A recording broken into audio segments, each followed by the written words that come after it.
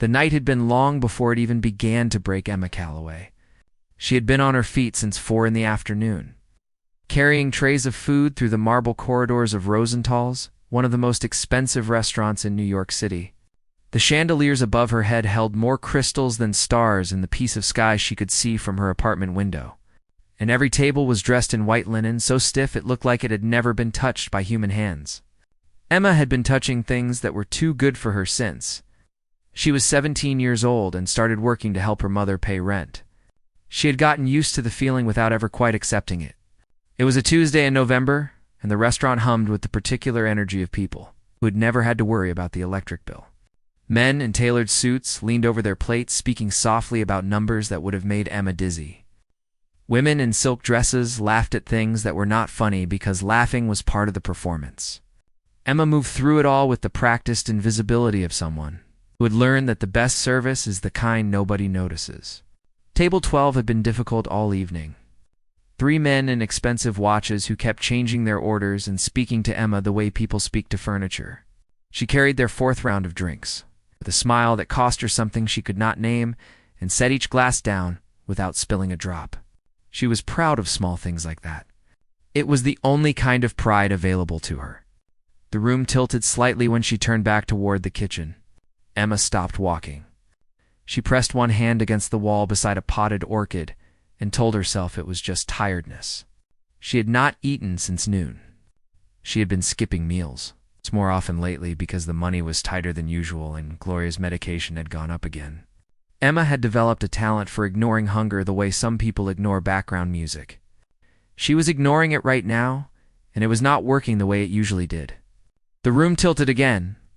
She heard Diana's voice from somewhere across the floor, familiar and warm, saying something to another server. Emma opened her mouth to call for her, but what came out was not a word. The tray she was holding dropped first. The sound of shattering glass was the last clear thing she heard before the floor came up to meet her. What followed was darkness, and then warmth, and then a voice. It was low and unhurried. The kind of voice that did not raise itself to be heard because it trusted that people would naturally lean in to listen. It was speaking to someone else. Emma could not make out the words at first. She was too busy trying to remember where she was and why her cheek was pressed against something soft that smelled like cedar and something clean she could not identify. She was not on the restaurant floor anymore. She opened her eyes slowly. The light in the room was gentle, warm, nothing like the bright performance lighting of the main dining hall. She was lying on a long sofa in what appeared to be a private lounge, the kind of room Rosenthal's kept for clients who needed quiet. A wool blanket had been placed over her with the kind of careful attention that suggested whoever had done it had taken their time. A man was crouching beside the sofa. He was looking at her with an expression that was difficult to categorize.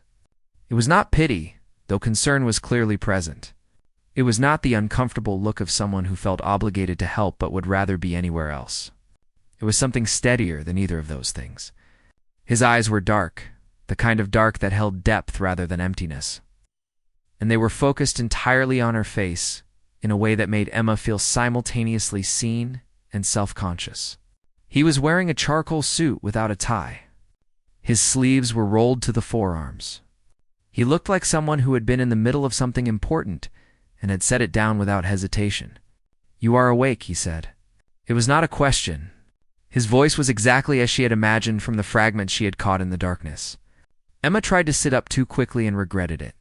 "Slowly," he said, and his hand came up without touching her, hovering near her shoulder in a gesture of readiness, as if he would catch whatever she dropped next. "What happened?" she asked. Her voice came out rough. "You fainted," he said simply. "I was at the table nearest the wall. I saw you fall." Emma looked around the room again, gathering details the way she always did when she was trying to orient herself in unfamiliar spaces. The sofa, the blanket, the low lamp on the side table, a glass of water on the coffee table beside a small plate of crackers that had not been there before.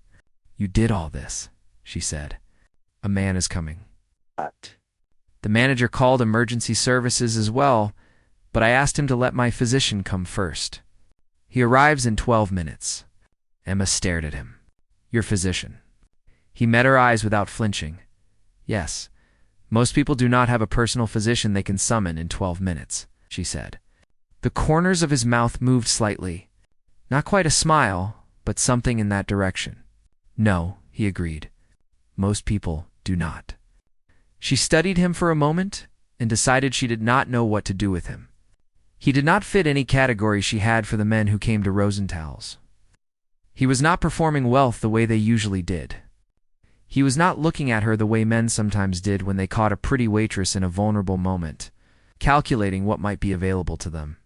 He was just there, steady and attentive, as if watching over her was the most natural thing in the world. "My name is Emma," she said finally, because it seemed important to establish that she was a person with a name. "Sebastian," he replied. Sebastian Holt. She did not recognize the name. Later she would understand what that meant about how carefully she had constructed her life to filter out the world of people like him. In that moment, she just filed it away as the name of a man who had stayed. "You did not have to do any of this," she said. He looked at her steadily. "I know." The doctor arrived in 11 minutes. His name was Dr. Gerald Foss, a quiet man of about 60, who moved with the brisk competence of someone who had seen everything and been surprised by very little. He checked Emma's blood pressure, her pulse, her temperature. He asked questions in the careful way of someone assembling a picture from small pieces. When did she last eat?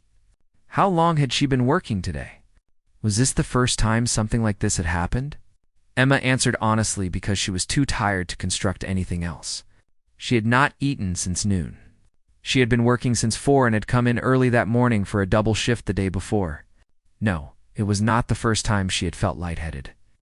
But it was the first time she had actually fallen.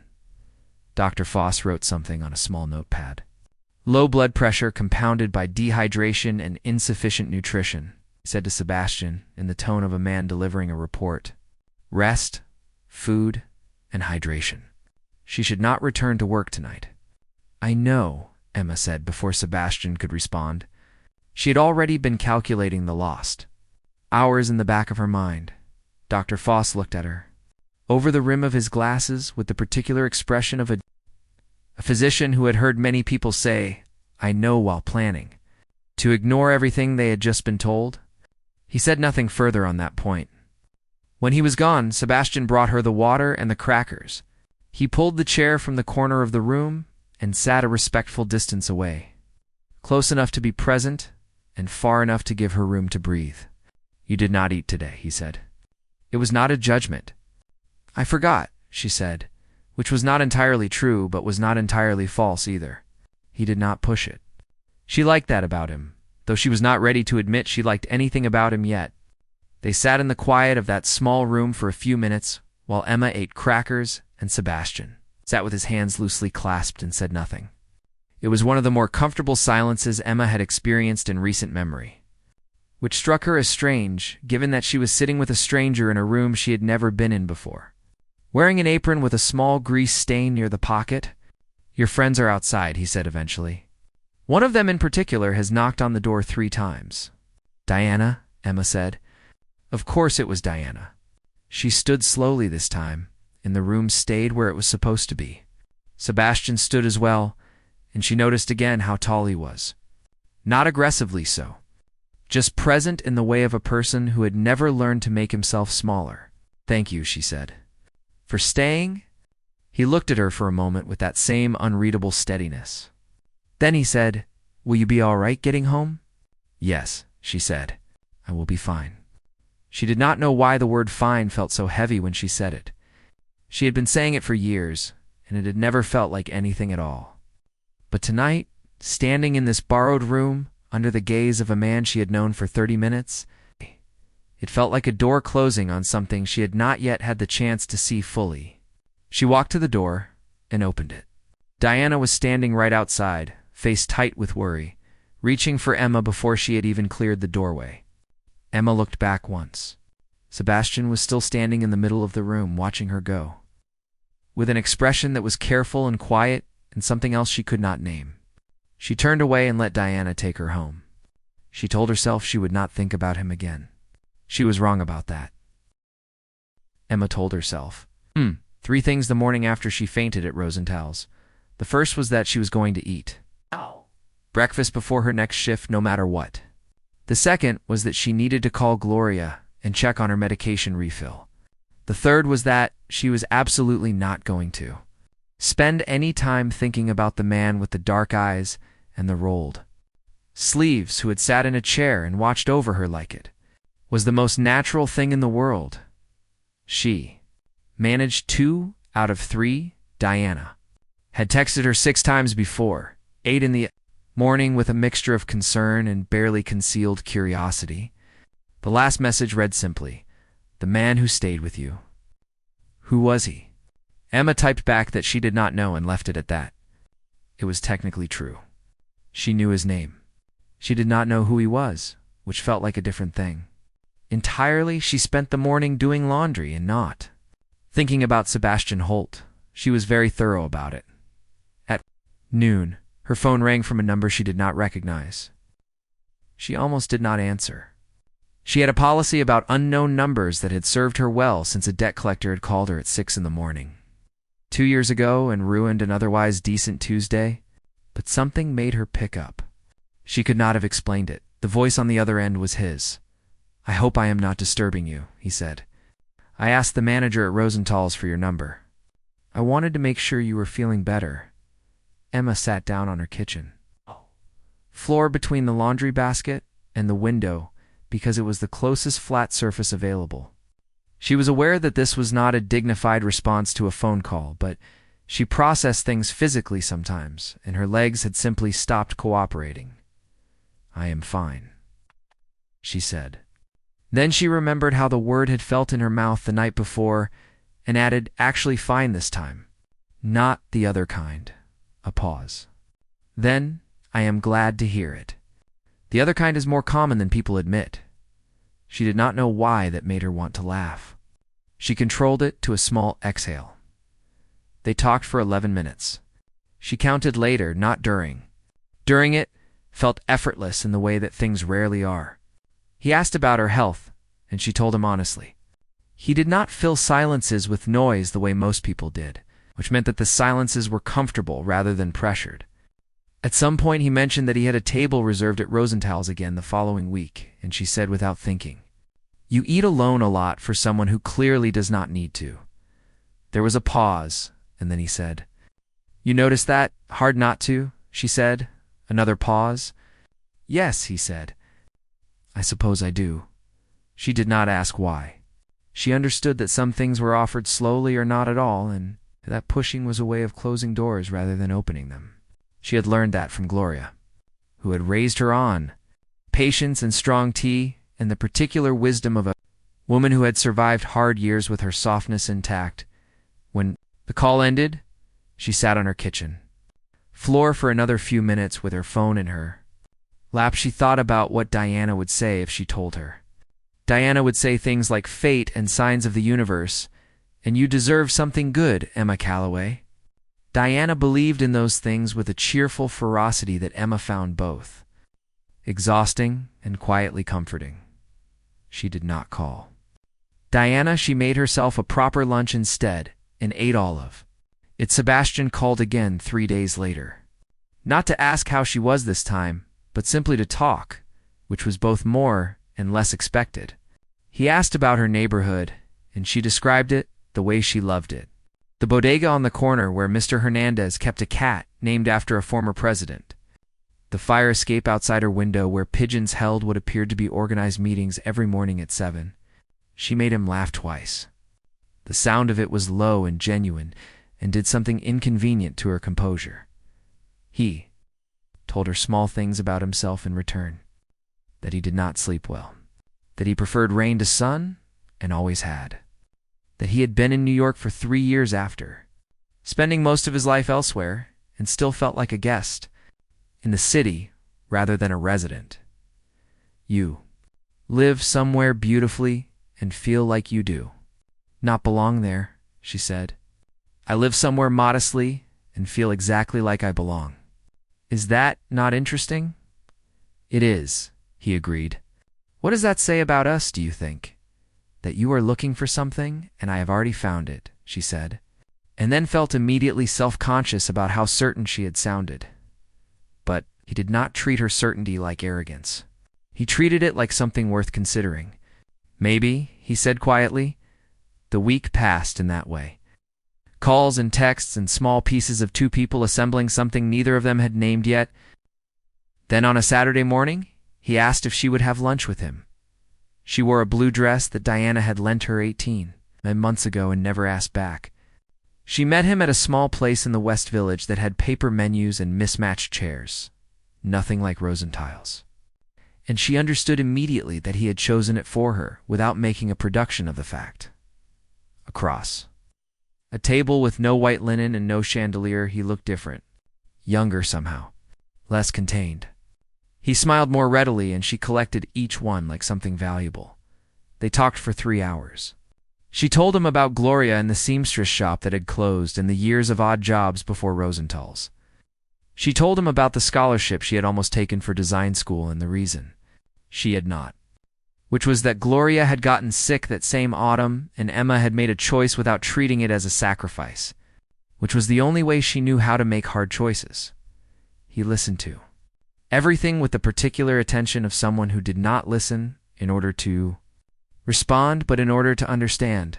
And then she asked about his family, and something in him shifted slightly. Not a retreat exactly, but a recalibration. He told her about his brother Patrick in the measured way of someone choosing words carefully. Patrick ran most of the day-to-day operations of Holt Developments, one of the largest real estate firms in the country. Their father had built it from almost nothing and left it to both of them, and the inheritance had been cleaner on paper than it was in practice. Emma heard everything he was not saying in the spaces between what he did say. She recognized that particular silence. She lived adjacent to it herself. It was only when she was on the subway home that she reached for her phone to text Diana, and something made her search the name instead. Sebastian Holt. Holt Developments. The results were immediate and vast. She sat in her subway car as it rattled uptown and read about a man worth several $1 billion who had been photographed at galas and charity events and business summits. She read about Holt Tower and the Holt Foundation and a profile in a financial magazine that described him as quietly formidable. There was a photograph from 2 years ago, sharp and professional. It was unmistakably him. She put her phone in her bag and looked at the dark window of the moving train and saw her own reflection looking back at her with an expression she recognized as the early stages of panic. She was a waitress. She lived in a 1-bedroom apartment and skipped meals to cover her mother's prescriptions. She had been having lunch with a billionaire and talking about pigeons on her fire escape as if they were equal. In all the ways that the world insisted on measuring people, she felt something she could not quite name. Not anger. Not shame exactly. Something closer to the vertigo she had felt before she fainted. That sense of the ground being somewhere other than where she expected it. Diana called before Emma could call her. She answered on the first ring. "I looked him up," said Diana, before Emma could speak. Emma pressed her free hand against her knee. "I did too." A pause. "And I do not know what I am doing," Emma said quietly. Diana was quiet for a moment, which for Diana was unusual enough to be significant. Then she said, "Emma, did he treat you well? Yes? Did he look at you like you mattered?" Emma closed her eyes briefly. "Yes, then the rest is noise," it said Diana simply. "Do not let the noise win before you even start." Emma wanted to believe her. She was working on it, but 3 days later Patrick Holt found her first. She did not know who he was when he walked into Rosenthal's on a Wednesday evening during her shift. He sat at a table in her section and ordered a sparkling water and looked around the room with the particular expression of someone who found most things slightly beneath them. He was handsome in an angular way, older than Sebastian by a decade, with the polished ease of someone who had spent a lifetime being accommodated. When Emma brought his water, he looked at her with a directness that was not attraction. It was assessment. "You are Emma Calloway," he said. She did not answer immediately. She was very good at not giving things away too quickly. "My brother has mentioned you," he continued. His voice was pleasant, and his eyes were not You have been spending time together. She set the water glass down carefully. She did not confirm or deny. I am going to be straightforward with you, he said. And she braced herself because people who announced their intentions to be straightforward rarely were. Sebastian is in the middle of a critical period for the company. There are partnerships being negotiated and alliances being formed. And the optics of his personal life are part of that picture whether he acknowledges it or not. A relationship with someone in your position would create complications. Someone in my position, Emma repeated. He had the grace to look slightly uncomfortable. Someone from a different background. He said it the way people say it when they mean something else. Emma looked at him for a moment. She thought about saying many things. She thought about the speech she might give in the film version of this moment. Something clear and devastating that would leave him with nothing to say. Instead, she said, "Will that be all for your table?" He looked at her for a long moment. Then he said, "I am asking you to think carefully about what you are walking into. Not for my sake. For his." She carried the water pitcher back to the station and stood with her back to the room until her hands stopped shaking. She did not tell Sebastian what had happened. She told herself it was because she did not want to cause conflict between brothers. But the real reason, the one she sat with alone in her apartment that night, was that Patrick had touched the exact fear she had been carrying since the subway ride when she had searched that name. What if she was a complication? What if Sebastian's life was a world she could not survive, and her presence in it only made things harder for him? Without her understanding how, she texted Sebastian the next morning saying she needed some space too. "Think," he replied immediately. "I understand. I am here when you are ready." Those 6 words sat in her chest like something warm and heavy at the same time. She spent 4 days in the particular misery of someone who is making a decision they do not entirely want to make. She went to work and served tables and came home and talked to Gloria on the phone and told her mother nothing important because Gloria had the ability to see straight through. Her and Emma was not ready to be seen straight through. On the 5th day, Sebastian called. She answered. "I am not going anywhere," he said simply. "I wanted you to know that." She sat on her fire. Escape in the November cold, with her knees pulled to her chest, and the pigeons doing whatever they did, and the city spread out below her, and something in her chest broke open in the quietest possible way. "I am scared," she said. It was the truest thing she had said in days. "I know," he said. "So am I." That was the moment. Not the first phone call or the lunch or the smile that had made her lose count. It was that. 2 people admitting they were frightened and choosing to stay on the line anyway. Emma did not hear from Sebastian for 6 days after that phone call, and the silence was not comfortable. She told herself it was fine. She had said she needed space, and he had given it to her generously, which was the decent thing to do, which was what she had wanted. She repeated this to herself with the conviction of someone trying to sell something they do not entirely believe in. On the 3rd day of silence, she went back to Rosenthal's for her evening shift and found it harder than usual to maintain the practiced invisibility she had spent years perfecting. Diana noticed. Diana always noticed. "You are thinking about him," Diana said during their break. Not as a question. "I am thinking about a lot of things," Emma said. Diana handed her half a sandwich from her bag. "You are doing the thing where you talk yourself out of something good because the good thing is unfamiliar. I have watched you do it with the design school scholarship and with the apartment on Riverside. That was out of your budget even though it was perfect. You do it with everything that matters." Emma ate the half sandwich without arguing because Diana was not wrong and they both knew it. The 6th day of silence ended not with a call, but with a knock at her door at 7 in the evening.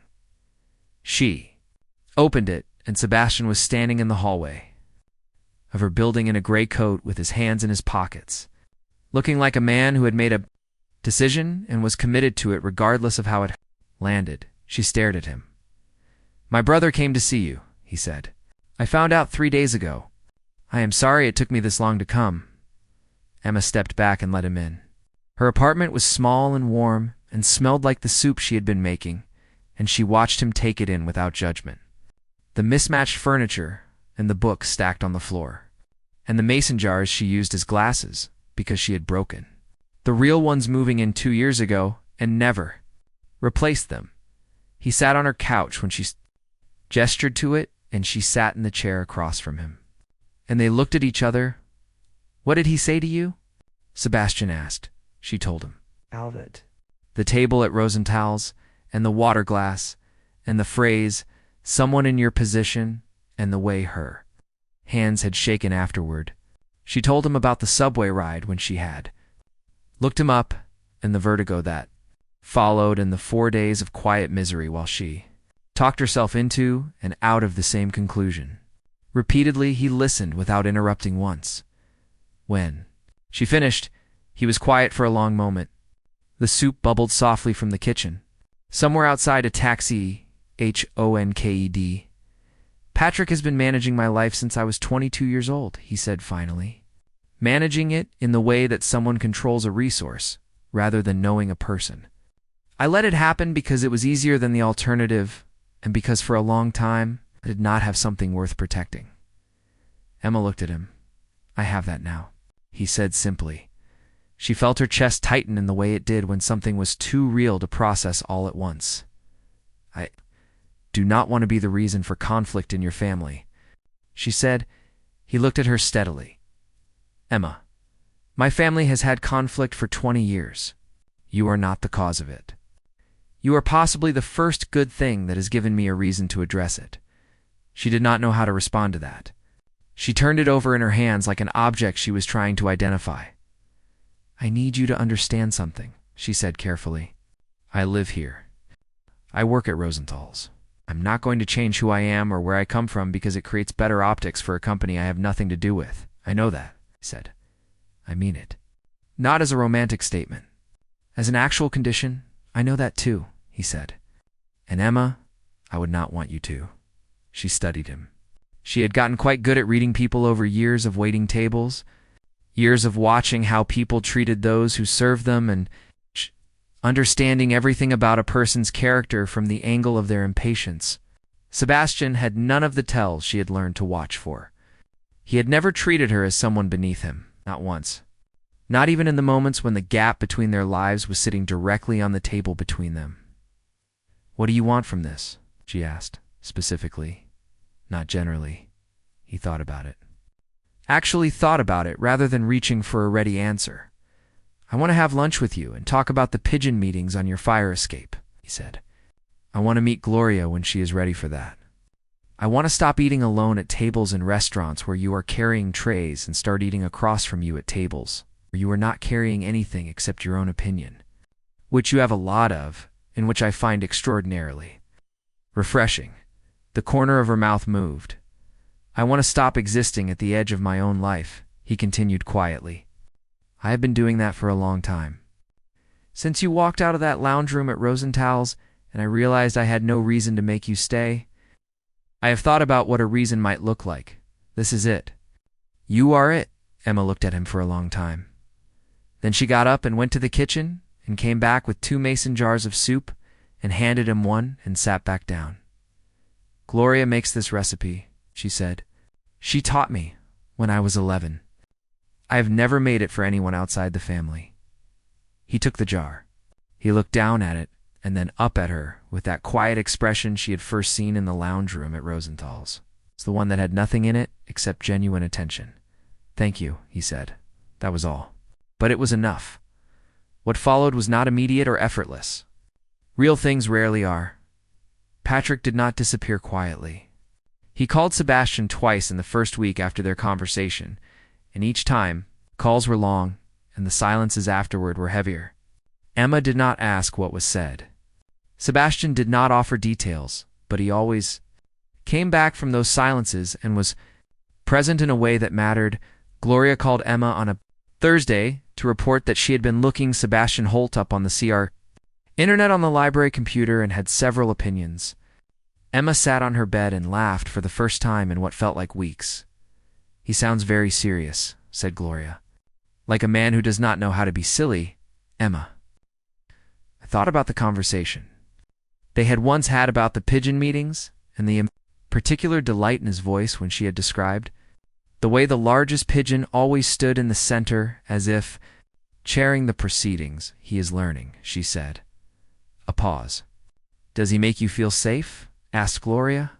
Not comfortable. Safe. Emma considered it with the seriousness it deserved. Yes, she said. Gloria made a sound that was not quite approval, but was in that neighborhood. Then bring him for Sunday dinner, she said. I will judge for myself, Emma called Sebastian, immediately after hanging up, and delivered the invitation with the solemnity it warranted. Sunday dinner with Gloria was not a casual event. It was a test and a welcome simultaneously, and it required showing up with the right kind of quiet respect. That could not be performed because Gloria had an ability to see through performance that made Emma's own similar ability look amateur. He arrived on Sunday with flowers that were not grand and wine that was not ostentatious, and the good sense to let Gloria lead the conversation from the beginning. Emma watched from the kitchen doorway as her mother talked to him about the neighborhood and about the seamstress shop and about the particular difficulty of raising a daughter who felt things too deeply and carried them too quietly. He listened with his hands folded on his knees, and his full attention given without reservation. Gloria caught Emma's eye once across the room. The look on her face was the one she used when she had decided something. Over dinner. Gloria asked him directly what his intentions were. Not in the formal way of old films, but in the practical way of a woman who had seen what happened when intentions were left inactionally. To be worthy of her, he said without flinching. Gloria nodded once. That is acceptable, she said, and passed him more bread. Emma pressed her lips together and looked at the ceiling. Briefly, the weeks that followed built something real in the slow way that real things are built. They had lunches and dinners and long walks through the city and the kind of cold that made the air sharp and the city look cleaned. He came to Rosenthal's sometimes at the end of her shift and sat at the bar and waited, which the manager noted with an expression somewhere between awe and bewilderment. Emma did not change her life for him, and he did not expect her to. He instead arranged his own life to fit around hers, which was not a small thing, and she knew it. Patrick called her directly one evening on a number she did not recognize, which she recognized now as his pattern. She answered this time differently than she had the first time. I am not going to argue with you, she said before he could begin. I understand that you are protecting something. I understand that a company your father built matters to you in a way that goes beyond business. But I need you to hear this once, and know that I mean it completely. I am not a threat to Sebastian, or to Holt Developments, or to your family. I am a person who makes your brother less alone. And if that does not have value to you, that is your loss. Not mine. A long silence. Then Patrick said, in a voice that was different from the Rosenthal's voice, quieter and with less armor in it. He has not laughed like this in years. I heard it on the phone last week and I almost did not recognize it. Emma waited. I am not a villain in this, he said. I want you to know that. I was afraid of something I did not understand. I know, she said. I was afraid of something I did not understand either. Another silence, shorter this time. Then, bring him to the family dinner in December. If you want to, she told Sebastian that evening. He was quiet for a moment on the other end of the phone. Then he said, what changed his mind? Apparently you have a laugh that is recognizable. She said. She could hear the smile in the silence before he spoke.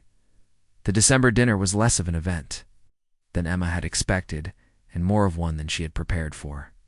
Patrick was formal but genuine in the way of a man making an effort he had chosen to make. There was a wife Emma had not known about, a woman named Julia who was warm and direct and pulled Emma aside after dinner to say, I want you to know that I am glad you are here. He has needed this for a long time, and so has Patrick, honestly. Family is easier when someone brings light into it. Emma drove home that night in Sebastian's car with the city, sliding past the windows and streaks of light, and thought about what light meant.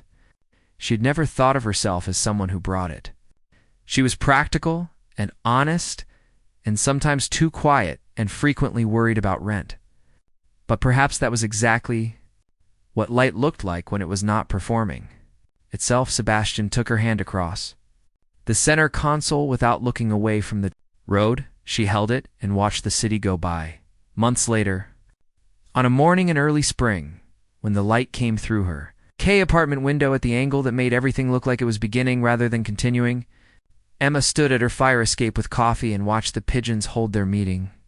The largest one stood in the center as always. The others arranged themselves around it with the seriousness of creatures who believed in the importance of their proceedings.